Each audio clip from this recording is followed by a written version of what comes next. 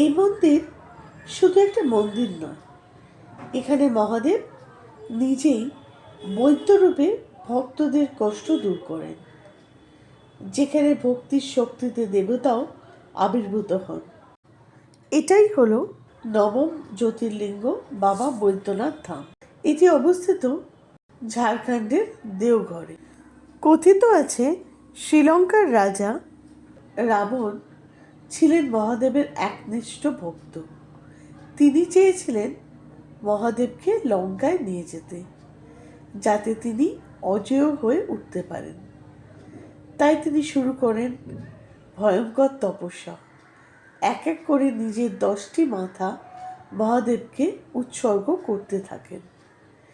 রাবণের এই চরম ভক্তিতে সন্তুষ্ট হয়ে মহাদেব অবশেষে আবির্ভূত হন।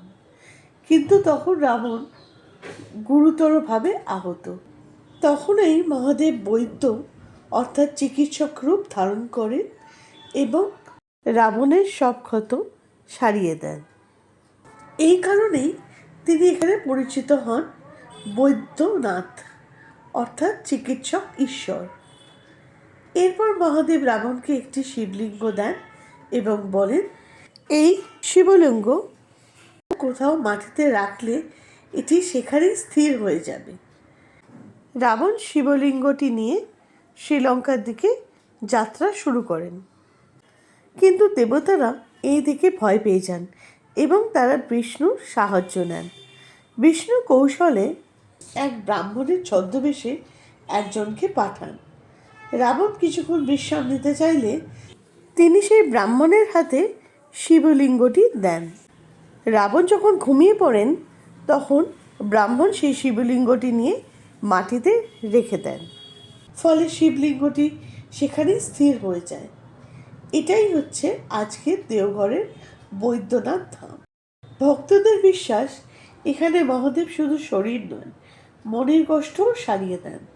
তাই দেবাদিদেব মহাদেব এখানে দুঃখহর্তা বৈদ্যনাথ নামেও পরিচিত। শ্রাবণ মাসে লক্ষ লক্ষ ভক্ত এখানে আসেন।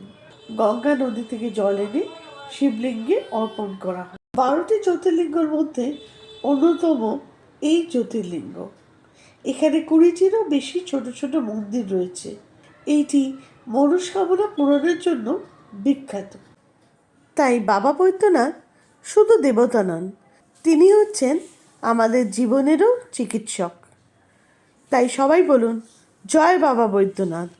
বাবা বৈদ্যনাথের আশীর্বাদ পেতে এবং আপনার জীবনেরও সব রকম শারীরিক ও মানসিক দুঃখ কষ্টের অবসান ঘটাতে এই ভিডিওটিকে লাইক করবেন, শেয়ার করে দেবেন, যাতে সবাই বাবার এই অলৌকিক কাহিনীর কথা জানতে পারেন। আর এমন আরও ভক্তিমূলক গল্পের জন্য আমাদের চ্যানেলটিকে ফলো করবেন, কমেন্ট করবেন। হর হর মহাদেব।